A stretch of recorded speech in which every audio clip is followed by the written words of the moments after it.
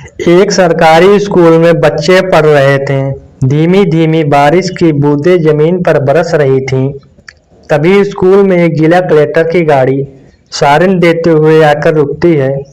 उस सायरन की आवाज को सुनकर स्कूल में उपस्थित सभी स्टाफ और बच्चे हैरान हो जाते हैं कि इतने बड़े अधिकारी आज इस स्कूल में क्यों आए हैं। उसके बाद गाड़ी से जिला कलेक्टर उतरते हैं और डायरेक्ट प्रिंसिपल के ऑफिस में चले जाते हैं। ऑफिस में पहुंचकर वो एक टीचर के बारे में जानकारी लेते हैं जिनका नाम शीतल होता है। शीतल सर के बारे में जैसे ही वो जिला कलेक्टर जानकारी लेते हैं तो प्रिंसिपल भी हैरान रह जाते हैं कि इतने बड़े अधिकारी को एक मामूली से टीचर में इतना इंटरेस्ट क्यों हो रहा है। तो वो उनसे पूछ ही लेते हैं कि आपको उनसे क्या काम है। तो जिला कलेक्टर साहब कहते हैं कि मुझे उनके कुछ रुपए लौटाने हैं, इसलिए मैं उनके बारे में जानकारी कर रहा हूँ। तो प्रिंसिपल बताते हैं कि वो तो यहाँ से काफ़ी समय पहले ही रिटायर हो जा चुके हैं। अब वो यहाँ पढ़ाने के लिए भी नहीं आते हैं, लेकिन मैं आपको उनका एड्रेस निकाल कर दे देता हूँ। आप उनसे घर जाकर मुलाकात कर सकते हैं। इसके बाद कलेक्टर साहब कहते हैं कि ठीक है, आप जल्दी से उनका एड्रेस मुझे दे दो। तो ये बात सुनने के बाद प्रिंसिपल सर और भी ज़्यादा उत्साहित हो जाते हैं ये जानने के लिए कि आखिर इतना बड़ा अधिकारी एक टीचर से मिलने के लिए इतना बेचैन क्यों हो रहा है। तो वो फिर से पूछ ही लेते हैं कि अपने बारे में कुछ बताओ, क्योंकि आप शीतल सर से मिलने के लिए उतावले हो रहे हो, और कितना पैसा आपने उनसे ले रखा था। इसके बाद जो जिला कलेक्टर होते हैं वो एक कुर्सी में बैठ जाते हैं और अपनी कहानी प्रिंसिपल सर को बताने लगते हैं। वो बताते हैं कि सर, कुछ सालों पहले मैं भी इस स्कूल में पढ़ रहा था। तो एक दिन क्लास में शीतल सर ने सभी स्टूडेंट से एक सवाल पूछा कि अगर तुम सभी को 100-100 रुपये मिल जाए तो तुम उन 100 रुपये का क्या करोगे। तो इस सवाल के जवाब में सभी ने अपने अलग अलग तरह से जवाब दिए। कुछ स्टूडेंट ने तो कहा कि सर, हम उन पैसों से चॉकलेट खाएंगे। कुछ ने कहा कि हम उन पैसों को झूला झूलेंगे। तो कुछ वीडियो गेम खरीदेंगे। तो कुछ अपने लिए पैसों से खिलौने खरीदेंगे बोलते हैं। तो जब मेरे बताने का नंबर आया तो मैंने उनसे कहा कि सर, मैं तो अपनी माँ के लिए उनकी आंखों का चश्मा बनवा कर दूंगा, क्योंकि वो जब दूसरों के कपड़ों की सिलाई करती हैं तो आंखों से कमजोर होने के कारण उन्हें थोड़ा कम दिखाई देता है और अक्सर उनके हाथों में सुई चुभ जाती है। अब इस जवाब को सुनने के बाद शीतल सर अपनी कुर्सी छोड़कर मेरे पास आ जाते हैं। मुझे कहते हैं कि बेटा, ऐसा क्यों? तुम्हारी माँ की आंखों के चश्मे के लिए तो तुम्हारे पिता भी बनवा कर दे सकते हैं। तुम्हें उन पैसों से अपने लिए कुछ खेलने का खिलौना या कोई खाने तुम्हारी पसंदीदा चीज़ भी खरीद सकते हो। तो इसके बाद वो लड़का कहता है कि जो कि अब एक जिला कलेक्टर बन चुका था कि सर, मेरे पिताजी की मृत्यु तो मेरे बचपन में ही हो गई थी। पिताजी के गुजरने के बाद मेरी माँ मेरा पालन पोषण किया और वही मुझे पढ़ा लिखा रही हैं। वो दूसरों के घरों में काम करके और कपड़ों की सिलाई करके मेरा खर्च पूरी करती हैं। उनकी आंखें अब कमज़ोर हो चुकी हैं, चूँकि तो अगर उनकी आंखों के लिए चश्मा बन जाएगा तो सुई में धागा डालते हुए सुई उनके हाथों में नहीं चुभेगी।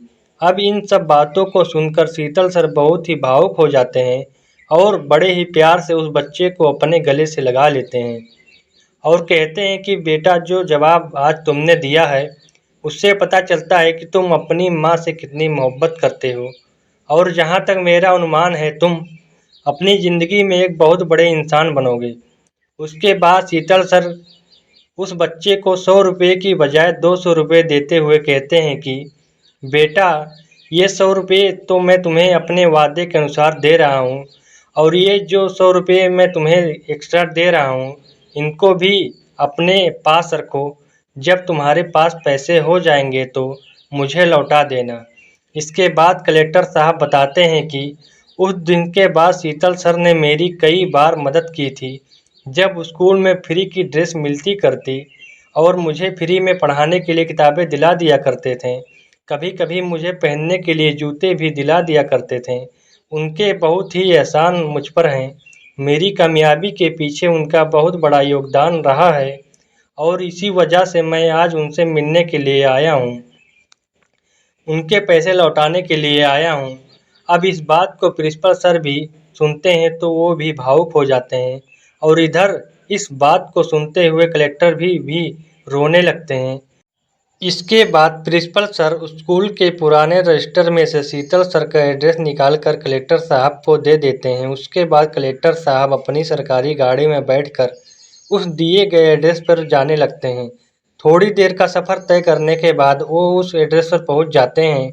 वहां जाकर पता चलता है कि वो तो यहां से अपना घर बेचकर किसी दूसरे शहर में शिफ्ट हो गए थे। पास पड़ोस वालों से जानकारी की तो उनका वर्तमान एड्रेस भी मिल जाता है। उसके बाद कलेक्टर साहब उस शहर के लिए निकल जाते हैं। थोड़ी देर बाद वो उस शहर में भी पहुंच जाते हैं। वहां जाकर पता चलता है कि वो तो यहाँ से अपना घर बेचकर किसी दूसरे शहर में शिफ्ट हो गए थे। पड़ोस वालों से जानकारी की तो उनका वर्तमान एड्रेस भी मिल जाता है। उसके बाद कलेक्टर साहब उस शहर के लिए निकल जाते हैं। थोड़ी देर बाद वो उस शहर में भी पहुंच जाते हैं और बताए हुए एड्रेस के मुताबिक एक घर का दरवाज़ा खटखटाते हैं तो अंदर से एक लड़का बाहर आकर बोलता है कि जी बताइए आपको किससे मिलना था।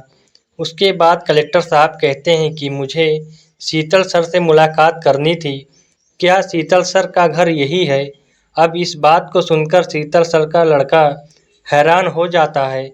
वो सोचने लगता है कि आखिर इन्हें पिताजी से ऐसा क्या काम है, क्योंकि शीतल सर का लड़का बिल्कुल भी अच्छे स्वभाव का नहीं होता है। उसने अपने पिताजी को घर से बाहर निकालकर एक वृद्धाश्रम में छोड़ दिया था। वो खुद अपनी पत्नी और बच्चे के साथ इस घर में रहता था, लेकिन अपने पिताजी को एक वृद्धाश्रम में छोड़ रखा था। करीब 3-4 साल से वो अपने पिताजी से मिलने भी नहीं था। उसे कोई खबर नहीं था कि पिताजी अब कैसे हैं, जिंदा भी है या नहीं। तो वो पूछता है कि आपको बाबूजी से क्यों मिलना है, क्या काम है? तो कलेक्टर साहब कहते हैं कि मुझे उनके कुछ रुपए लौटाने हैं और इसी सिलसिले में मैं उनसे मिलना चाहता हूँ। तो पैसे की बात सुनकर उसके दिल में लालच आ जाता है और वो कहता है कि जो कुछ भी पैसे हैं मुझे दे दीजिए, मैं वो पैसे उन्हीं को दे दूंगा, मैं उनका इकलौता बेटा हूँ। लेकिन कलेक्टर साहब उसकी कोई बात नहीं सुनते हैं और जिद करते हैं कि मुझे सच सच बताओ कि वो फिलहाल रहते कहाँ हैं। तो फिर शीतल सर का बेटा सच्चाई उगल ही देता है कि उसने अपने पिता को वृद्धाश्रम में छोड़ रखा है। अब कलेक्टर साहब उनके नालायक बेटे से वृद्धाश्रम का पता पूछते हैं और तुरंत वृद्धाश्रम पहुंच जाते हैं। वहां पहुंचकर वो आश्रम के मैनेजर से बातचीत करके शीतल के बारे में पूछताछ करते हैं और उन्हें शीतल सर का कमरा नंबर पता चल जाता है। कलेक्टर साहब अपने सिक्योरिटी गार्ड को वहीं रोक कर खुद अकेले उस कमरे में जाते हैं और वहां जाकर देखते हैं कि शीतल कमरे बेड पर लेटे हुए हैं और देखते हैं बहुत बीमार और कमजोर दिखाई देते हैं। उनके पास जाकर कलेक्टर साहब उनके पैरों को छूते हैं तो शीतल सर कहते हैं कि बेटा कौन हो तुम, मैंने तुम्हें पहचाना नहीं, यहाँ मुझसे मिलने क्यों आए हो? इतना कहते ही वो बिस्तर से उठकर बैठ जाते हैं। तो कलेक्टर साहब कहते हैं कि सर मेरा नाम अनमोल है और एक समय था जब मैं आपके पास सरकारी स्कूल में पढ़ा करता था। तो शीतल सर अपने दिमाग पर जोर डालते हैं। उनकी याददाश्त अब कमजोर हो चुकी थी, लेकिन वो उसे पहचान जाते हैं कि ये वही लड़का है जिसको मैंने 200 रुपये दिए थे इसकी माँ की आंखों का चश्मा बनवाने के लिए। तो वो कहते हैं कि अच्छा बेटा तुम वही अनमोल हो जिसको मैंने एक बार 200 रुपये दिए थे चश्मा बनवाने के लिए। इस पर अनमोल कहता है कि हाँ सर मैं वही लड़का हूँ जिसको आपने 200 रुपये दिए थे और कहा था कि 100 रुपये का चश्मा बनवा लेना और 100 रुपये अपने पास रख लेना, जब तुम्हारे पास पैसा होगा तो मुझे लौटा देना। आपने कई दफ़ा मेरी इसी तरह से सहायता की थी। आज मैं आपके उन्हीं पैसों को लौटाने के लिए आया हूँ। अब इस बात को सुनते ही शीतल सर उनकी आंखें नम हो जाती हैं और आंखों से आंसुओं की लड़ी टपकने लगती हैं। शीतल सर को रोते देख अनमोल थोड़ा सा हैरान रह जाता है। तो वो उनसे पूछता है कि सर आप ऐसा क्यों रो रहे हैं। उसके बाद शीतल सर अपनी आप बीती पूरी कहानी कलेक्टर अनमोल को बताने लगते हैं। वो बताते हैं कि बेटा उस समय मैंने तुम्हें सिर्फ 200 रुपये दिए थे, जो कि तुम्हें आज इतने समय के बाद भी याद है। और एक मेरी अपनी सगी औलाद है जिसका मैंने पालन पोषण कर बड़ा किया। अपने पिता होने का फर्ज मैंने बाखूबी निभाया, लेकिन फिर भी उसे मेरी कदर ना हो सकी। वो मेरी भावनाओं के साथ खिलवाड़ कर रहा और मुझे यहाँ वृद्धाश्रम छोड़कर चला गया। और एक तुम भी किसी माँ के बेटे हो जिसको मैंने 100 रुपये दिए थे, तो तुम आज उन पैसों को लौटाने के लिए यहाँ आए हो। अब अनमोल उनके आंखों में आंसुओं को साफ करते हुए उन्हें दिलासा दिलाते हैं। तो शीतल सर अनमोल को उसका हाल चाल लेते हैं और पूछते हैं कि बेटा अब तुम करते क्या हो। तो अनमोल बताता है कि सर मैंने आगे भी पढ़ाई जारी रखा और मेहनत मजदूरी करके अपनी फीस को जमा करता रहा। खूब लगन के साथ पढ़ाई की और आज एक जिला कलेक्टर बन गया हूँ। अब शीतल सर ये बात सुनते हैं तो अनमोल की पीठ थपथपाते हुए कहते हैं कि शाबाश बेटा, तुमने बहुत अच्छा किया जो अपनी पढ़ाई को जारी रखा और एक कामयाब इंसान बन गए। अब इसके बाद दोनों बहुत देर तक बैठे हुए थे, ऐसे ही बातचीत कर रहे थे। बातचीत खत्म करने के बाद जो अनमोल होता है वो शीतल सर से कहता है कि सर अब आप सभी सामान बैग में पैक कर लीजिए और मेरे साथ चलिए। इस बात को सुनकर शीतल सर अचंभे में पड़ जाते हैं। वो पूछते हैं कि बेटा अनमोल, तुम मुझे यहाँ वृद्धाश्रम से कहाँ ले जाना चाहते हो। कलेक्टर साहब कहते हैं कि कहीं नहीं सर, आपको एक अच्छी जगह पर ले जा रहा हूँ जहाँ आपको होना चाहिए। उसके बाद अनमोल वृद्धाश्रम के मैनेजर से बात करके उन्हें वहां से लेकर अपनी गाड़ी में बैठाता है और सीधा अपने घर की तरफ को चल देता है। घर पहुंचता है तो दोस्तों कलेक्टर साहब का बहुत ही बड़ा एक घर होता है। घर के अंदर उनके दो बच्चे खेल रहे थे। जैसे ही उनकी गाड़ी सायरन देते हुए घर के बाहर गेट पर आती है तो दोनों बच्चे बाहर भागते हुए आते हैं कि पापा आए हैं, पापा आए हैं। इसके बाद अनमोल अपनी गाड़ी से उतरता है और साथ में ही शीतल सर को भी गाड़ी से उतार लेता है और कहता है कि सर आज के बाद से ही आपका अपना घर है।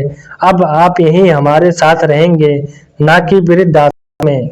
अब जैसे ही शीतल सर अनमोल के मुंह से इतनी बड़ी बात सुनते हैं तो हैरान रह जाते हैं और बहुत ज्यादा वो भावुक हो जाते हैं। एक बार फिर से उनकी आंखें भर आती हैं। फिर कलेक्टर साहब उन्हें अपने गले से लगा लेते हैं और चुप कराते हैं। इतने में ही अनमोल की माँ और पत्नी भी बाहर आ जाती हैं। उसके बाद ये सब लोग शीतल सर को भी अपने साथ घर के अंदर ले जाते हैं। अनमोल उन्हें अच्छे से नहलाता है, नए कपड़े पहनाकर उन्हें बहुत बढ़िया से अपने घर में रखता है। कलेक्टर साहब की माँ और उनकी पत्नी को शीतल सर के बारे में सब कुछ मालूम था कि कभी इन्होंने हमारे बेटे की पढ़ाई में बहुत मदद की थी और माँ का चश्मा बनवाने के लिए भी 100 रुपये दिए थे। हर तरह से उन्होंने अनमोल की सहायता की हुई थी, तो इसीलिए उनकी माँ और पत्नी भी उनका बहुत मान सम्मान करती थी। और कलेक्टर साहब शीतल सर की बहुत अच्छे से देखभाल करते थे। उनके दोनों बच्चे उनके साथ मौज मस्ती के साथ खेलते थे और धीरे धीरे उनका स्वास्थ्य भी अच्छा हो जाता है, क्योंकि सभी लोगों ने उन्हें बहुत प्यार और सम्मान दिया। अब शीतल सर कभी अकेले बैठकर अपने बेटे के बारे में सोचते हैं, फिर इस बेटे के बारे में सोचते हैं जिसको केवल कभी 100 रुपये की मदद की थी और आज उसने उन 100 रुपये की कीमत को कुछ ऐसे अदा किया। जब भी वो इन सब बातों के बारे में सोचते हैं उनकी आंखें भर आती थी, लेकिन कलेक्टर साहब ने उन्हें कभी भी ऐसी कोई बात महसूस नहीं होने दी। समय ऐसे ही बीतता गया।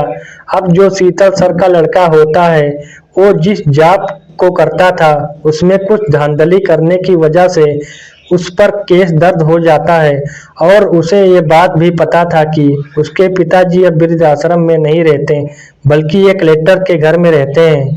वो अपने बचाव के लिए आया है, जो खुद को आपका बेटा बता रहा है और आपसे मिलना चाहता है। आज सिक्योरिटी गार्ड कहता है कि आप 2 मिनट बाहर ही खड़े रहिए, मैं अंदर बात करके आता हूँ। अंदर जाकर वो गार्ड शीतल सर से बताता है कि एक नौजवान लड़का आया है जो खुद का आपका बेटा बता रहा है। आता है तो वो सिक्योरिटी गार्ड से कहते हैं कि तुम उससे जाकर कह दो कि मेरा कोई बेटा नहीं है, मेरा बेटा तो बहुत समय पहले ही मर चुका है। मेरा बेटा उसी दिन मर गया था जिस दिन वो मुझे वृद्धाश्रम छोड़कर आ गया था। मेरे लाख मना करने पर मेरी एक ना सुनी थी, मेरी भावनाओं के साथ खिलवाड़ किया था। अब सिक्योरिटी गार्ड बाहर आता है और उनके बेटे से ऐसे ही बोल देता है। अब उनका बेटा ये बात सुनने के बाद बहुत ही शर्मिंदा हो जाता है, लेकिन वो फिर कोशिश करता है कि किसी तरह से अपने पिता से मिलना चाहिए। इसीलिए वो बाहर से ही खिड़की के दरवाजे से आवाज लगाता है और कहता है कि पिताजी मेरी बात सुनिए, मैं आपका बेटा हूँ, यहाँ बाहर खड़ा हुआ हूँ। उसके बाद शीतल सर बाहर आते हैं और आकर कहते हैं कि कौन सा बेटा, किसका बेटा? मेरा कोई बेटा नहीं है, उसी दिन मर चुका है जिस दिन वो मुझे अकेले आश्रम में छोड़ गया था। मैंने तुमसे कितनी बार मिन्नतें की थी, मेरे साथ ऐसी बर्ताव ना करो, तुमने मेरी एक ना सुनी थी। आज यहाँ क्यों चले आए हो? उनका बेटा कहता है कि पिताजी मैं एक केस में बुरी तरह से फंस गया हूँ, पुलिस मेरे पीछे पड़ी है, मुझे सलाखों के पीछे डाल देगी। सिर्फ आप एक ही हैं जो मुझे बचा सकते हैं।